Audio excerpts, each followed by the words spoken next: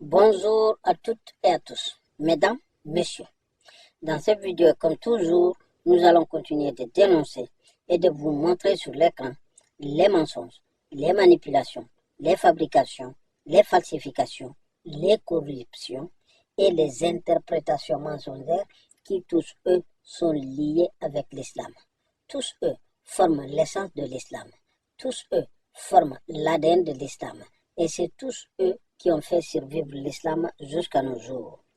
Mesdames, Messieurs, ici des preuves simples qui accréditent, qui vous prouvent par des analyses simples que Allah n'est pas Dieu et qu'il n'existe pas.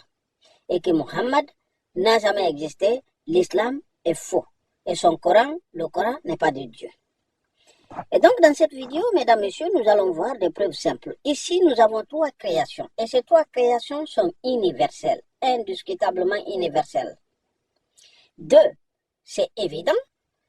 Un, qui serait Mohammed, reste à prouver. Et donc, dans cette vidéo, je vais vous exposer les trois. Et vous allez faire votre choix. Et merci de répondre, chacun de vous, par son choix.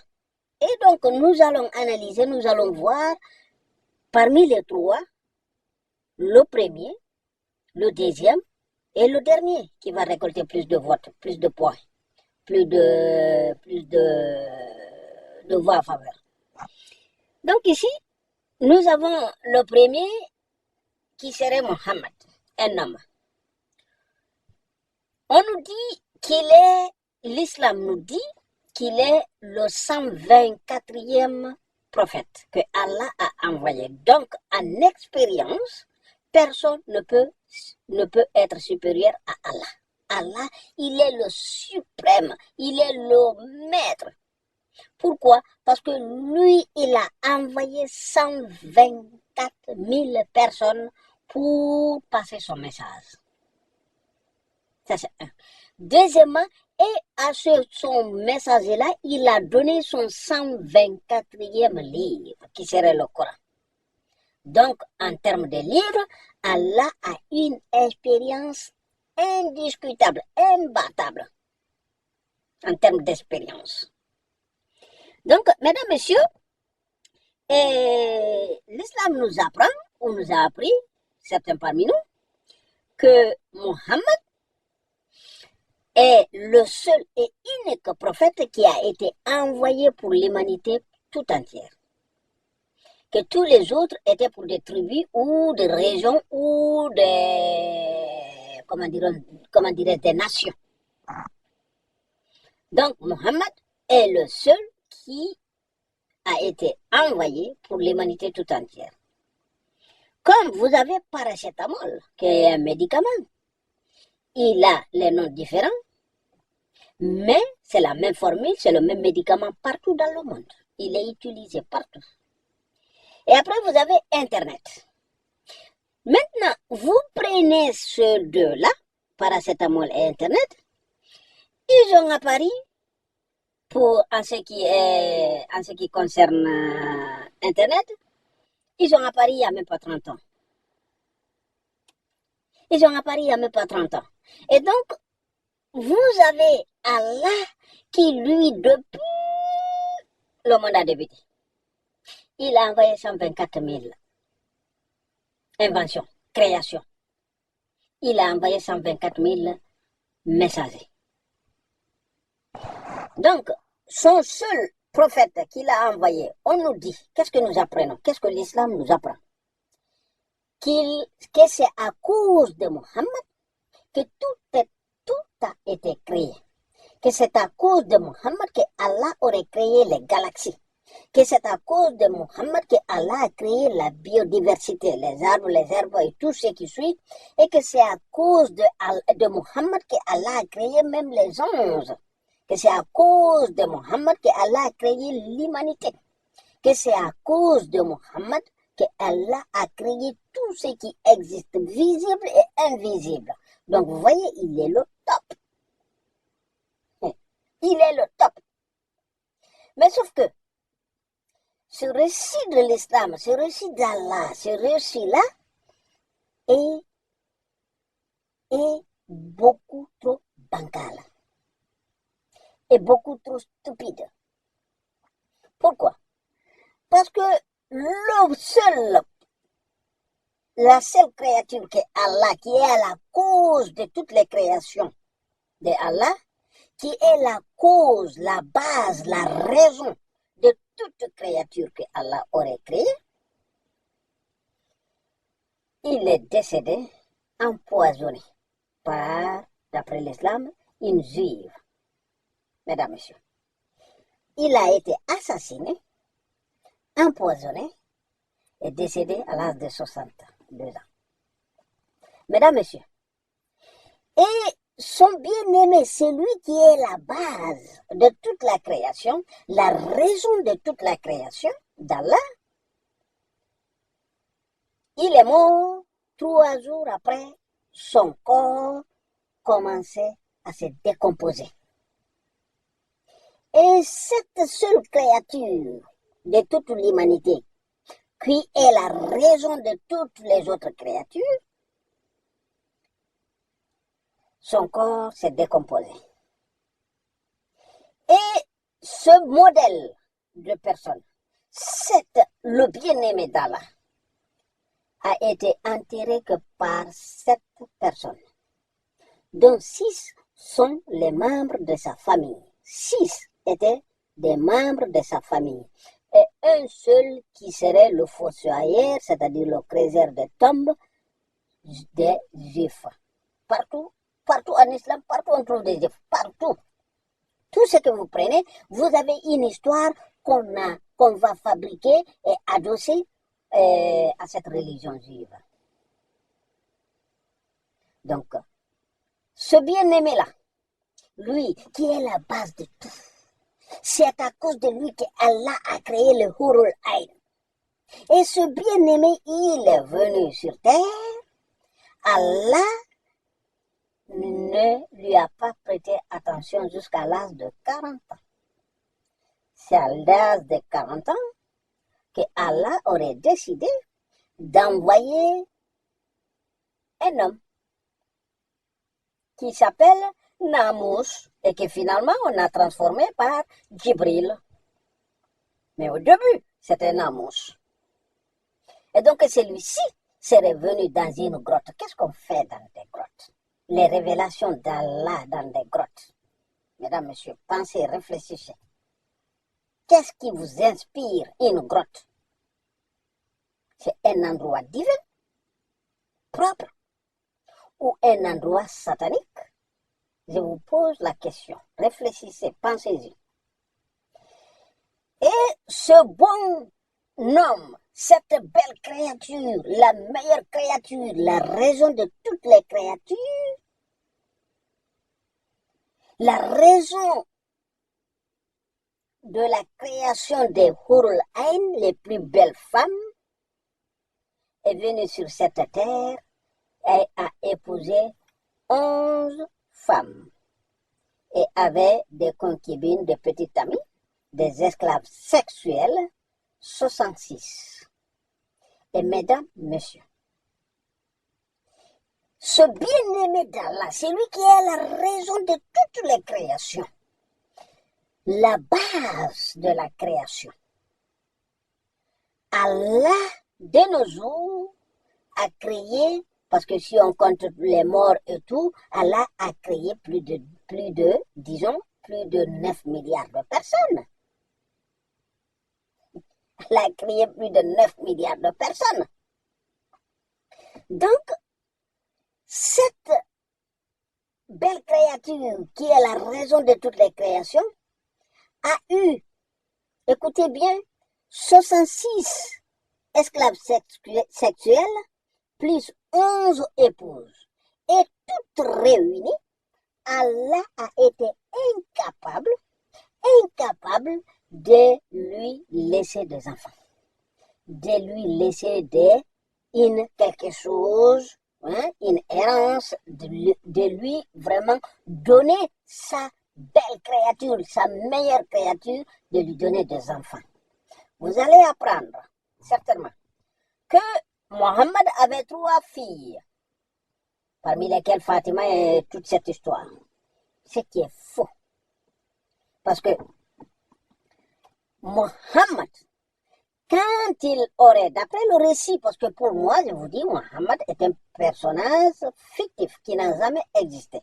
Mais d'après le récit, le premier récit de l'islam, nous apprenons que quand Mohammed aurait rencontré Khadija, celle-ci était veuve. Elle avait 3 filles. Ce sont ces 3 filles qu'on a dit après que ce sont des enfants, que ce sont des filles de Mohammed, dont Fatima, la plus connue.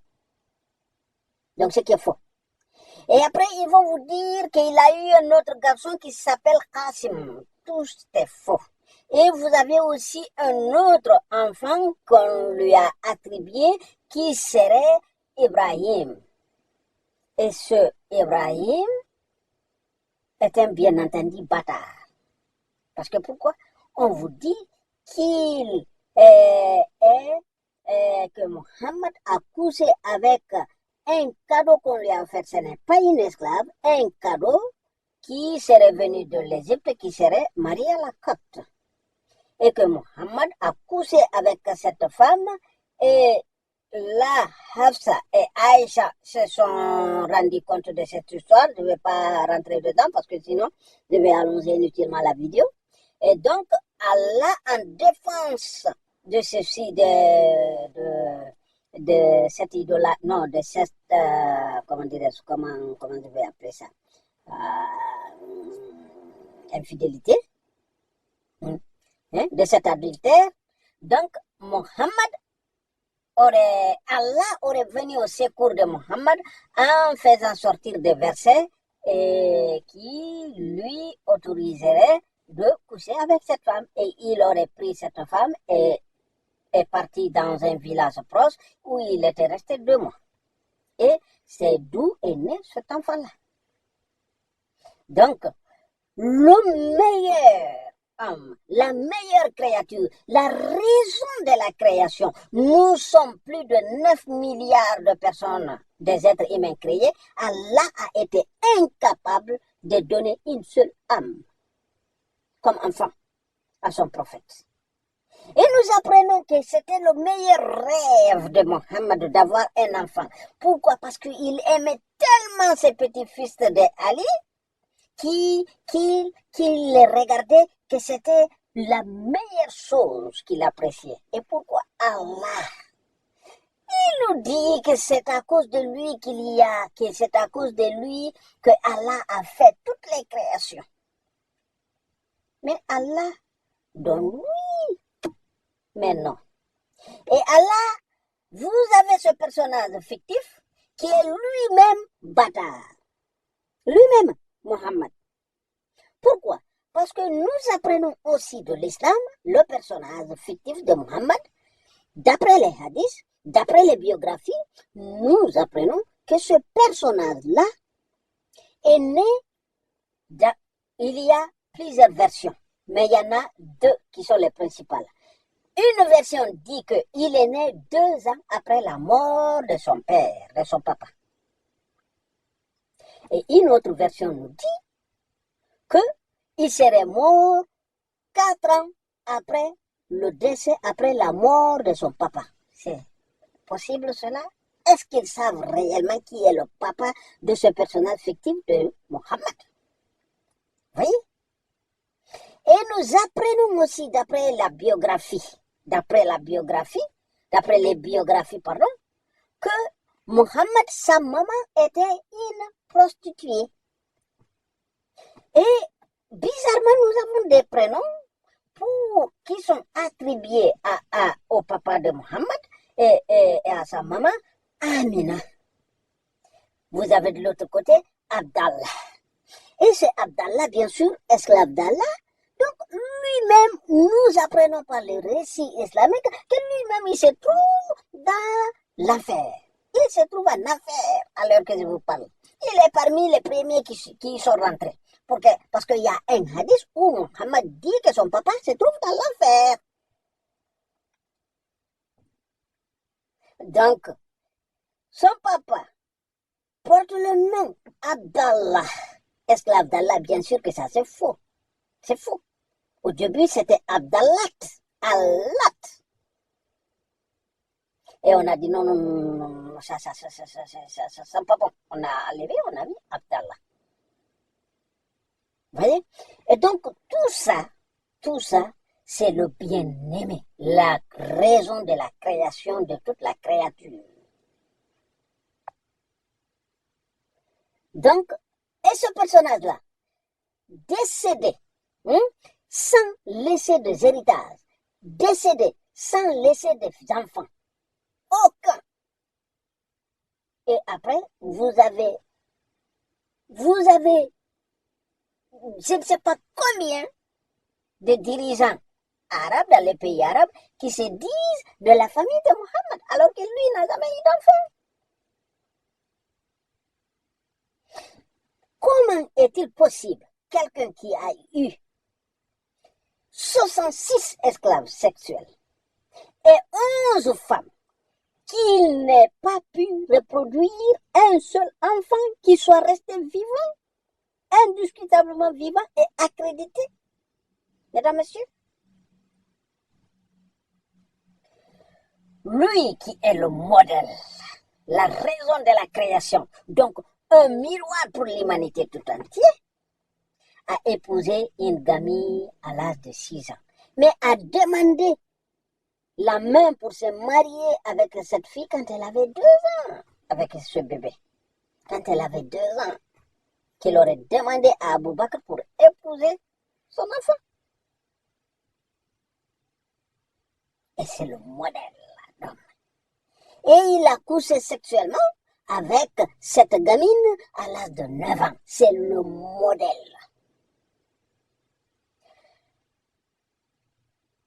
Donc, ils vont vous dire que tout ce qu'on fait aujourd'hui de nos jours en islam, ils vont dire que c'est le prophète qui faisait comme ça, c'est le prophète qui faisait comme ça. Qui de vous fait cela? C'est le modèle. Il l'a fait. Qui? Et le modèle, la meilleure créature, la créature qui est la raison, qui est la base de toute la création, mesdames, messieurs, a couché avec la femme de son fils adoptif et a fini par l'enlever et l'épouser, son fils adoptif. La seule histoire, la seule personne mentionnée, Zaïd, mentionnée dans le Coran. Et donc là, on ne peut pas dire que ça c'est des hadiths, c'est directement dans le Coran. C'est le modèle là-dedans. Qui de vous, musulmans, ferait cela? Et nous avons un autre exemple, mesdames, messieurs. Et ce personnage, cette belle créature, il a pris sa propre fille, qu'on nous dit, d'après le récit qui est Fatima, celle que je vous ai dit, bien entendu, que ce n'est pas sa fille. Et ça, c'est une preuve aussi que ce n'est pas du tout sa fille. C'était la fille à Khadija, qu'il a donné à son frère. Parce que Ali, on vous dira que c'est son cousin, c'est ce que vous allez apprendre. Mais c'est faux. Pourquoi? Je vous ai dit tout à l'heure que le papa de Mohammed serait... Et on ne sait même pas qui est son vrai papa. Pourquoi? Parce qu'on vous dit que son père est décédé quand est décédé. Il est né 2 ans après le décès de son papa. Et une autre version dit 4 ans après le décès de son papa. Et donc, maintenant, vous avez un hadith authentique qui vous dit que la grossesse de la femme est illimitée. Une femme peut rester enceinte illimitée. Vous voyez? Donc, tout ça, c'est pour couvrir ces lacunes dans l'histoire, dans le récit islamique, mesdames, messieurs. Et donc, ce personnage-là qui est le modèle, il couche avec la femme de son fils adoptif et qui finit par l'enlever. Et nous n'allons pas rentrer dans d'autres barbaries, qu'il y en a plein. On va se limiter là, mesdames, messieurs. Retenez ceci. Mohammed, qui est la raison de toute la création,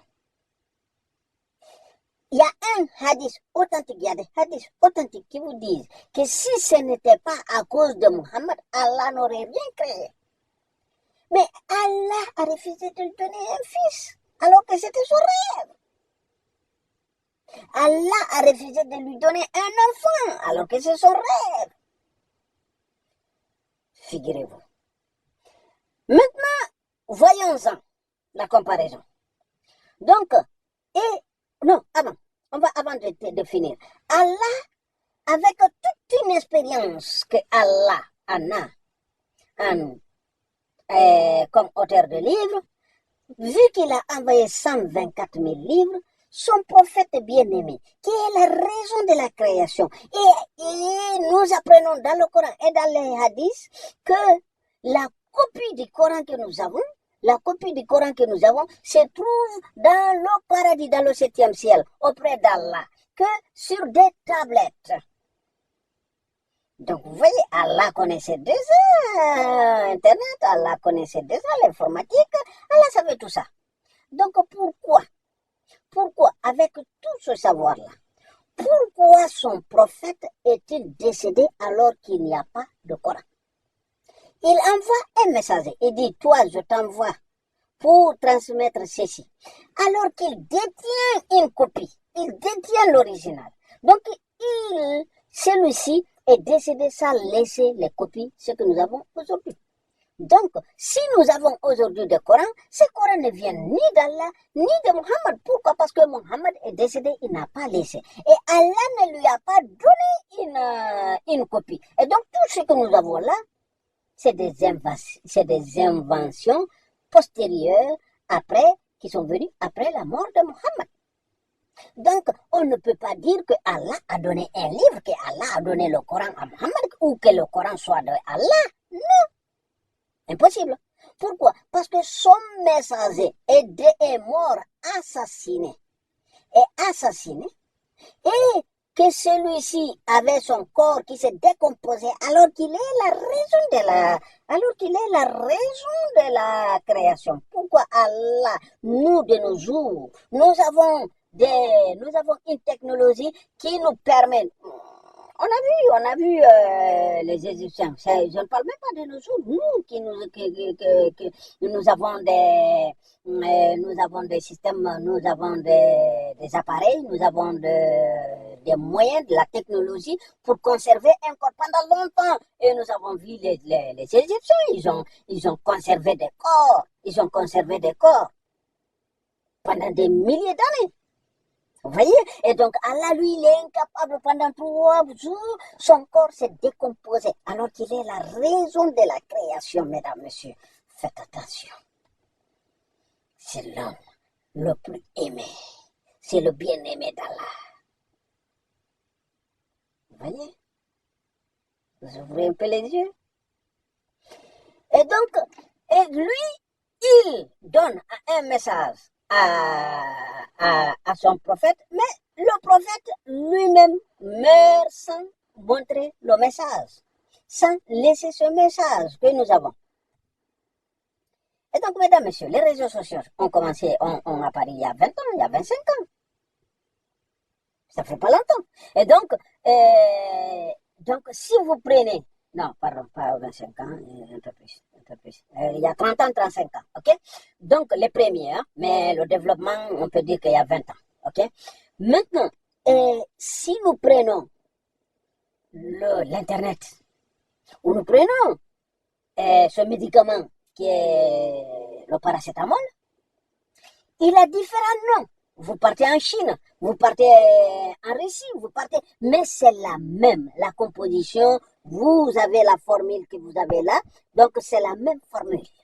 Vous pouvez utiliser la même chose. Et ça vous servira partout. Et Allah nous envoie un livre. Et ce livre-là, il faut le lire en arabe. Mais même si tu le lis en arabe, même si tu es arabe, tu ne le comprends pas. Donc, il sert à quoi finalement? Il sert à quoi? Donc, vous avez Internet. Chaque personne se connecte dans sa langue. Chaque personne l'utilise dans sa propre langue. Chaque personne l'utilise dans son lieu de... C'est-à-dire, il prend son téléphone et puis voilà, partout où il est. C'est ce qu'on appelle valable en tout temps, à tout lieu, à tout moment. Parce que partout où que tu sois, tu peux l'utiliser. C'est ça qu'on appelle l'universalité. C'est ça. Mais Mohammed et son Coran, ce n'est pas du tout universel, ça ne sert absolument à rien, parce que tu ne vas pas prendre le Coran, et puis tu lis le Coran. Regardez combien de personnes mémorisent le Coran. Et après, une fois mémorisé, ça leur sert à quoi? Avoir mémorisé le Coran. Ils ne peuvent même absolument rien, ils peuvent inventer, absolument rien, ils peuvent fabriquer, absolument rien, ils peuvent créer. Donc ce savoir-là, ce perte de temps-là, ça sert à quoi? Mémoriser ce truc. Mémoriser. Donc, quelqu'un qui mémorise le Coran et quelqu'un qui apprend une formule, cette formule de paracétamol, qui est mieux? Qui est mieux pour l'humanité? Donc, mesdames, messieurs, nous allons arrêter là la vidéo. Je vous en prie, faites votre choix. Vous avez Allah qui nous a envoyé Muhammad. Et ce prophète-là qui est le modèle, qui est la raison de la création. Il est mort empoisonné, enterré uniquement par 7 personnes, et parmi les 7, 6 étaient les membres de sa famille. Imaginez que si ce personnage vivait aujourd'hui et qu'on apprenait son décès, combien de millions de personnes voudraient assister à cet enterrement? Donc posez-vous une question avec cela. Si au moment du décès de Mohammed, il n'y a que 7 personnes qui l'ont enterré, 6 c'était des membres de sa famille, est-ce que vraiment il était un homme clean? Est-ce que vraiment il était un homme bien-aimé? Est-ce que vraiment il était un homme? Est-ce qu'il était un modèle? Est-ce que c'est vrai? Parce que s'il était un modèle, il n'y aurait pas que 7 personnes pour l'enterrer. Et on n'allait pas le faire pendant une nuit. Dans une nuit, pendant la nuit de mercredi. C'est ce que nous apprenons, qu'il est mort le vendredi matin. Donc, décédé vendredi matin, enterré mercredi nuit, avec 7 personnes. Et il n'y avait même pas le creuseur de tombes musulmans. C'est le creuseur des tombes des juifs qui était là, présent. Le creuseur de tombes des musulmans était absent. Alors qu'il sait qu'il y a le cadavre, il y a le corps de son bien-aimé prophète, de celui-ci qui lui a fait un creuseur de tombe, qui lui a attribué cette fonction et cette fonctionnalité. Lui, au lieu de rester là, parce que lui, il n'a rien d'autre, parce que là, il n'y a rien qui est plus important maintenant pour creuser la tombe de son bien-aimé prophète. Mais il n'était pas là-bas. C'est ce que vous apprenez. Vous voyez, mesdames, messieurs, vous ouvrez les yeux, mes chers musulmans. Donc, je vous invite à faire votre choix, mesdames, messieurs. Mohammed, le paracétamol et Internet. Choisissez. Qu'est-ce qui est réellement universel? Qu'est-ce qui est réellement universel? Qu'est-ce qui est réellement pour toute l'humanité? Parce que le Coran, certes, vous l'avez traduit dans des langues de nos jours, mais dès que vous commencez à parler, ils vont vous dire non, ça c'est une traduction, la traduction n'est pas cohérente, ça ne sert pas. Mais vous prenez un paracétamol en Chine et vous le prenez aux États-Unis, en Russie, c'est la même chose. Vous vous connectez sur Internet avec une puissance égale en Chine, au Japon et en Europe, partout dans le monde, en Afrique, partout dans le monde, à puissance égale, c'est pareil. Mais le Coran, vous le prenez, et si vous le traduisez dans une langue, ils vont vous dire non, mais c'est une théorie. Donc, comment se fait que Allah nous envoie, Allah, le Tout-Puissant, le Tout, celui qui sait tout, qui connaît tout, au lieu de nous envoyer la science pour nous permettre de nous épanouir, il nous envoie une théorie, un livre, où des fourmis parlent, où des oiseaux parlent. C'est quoi cette histoire-là? Sur ce, mesdames, messieurs, nous allons arrêter là la vidéo et je vous dis à la prochaine. Je vous remercie.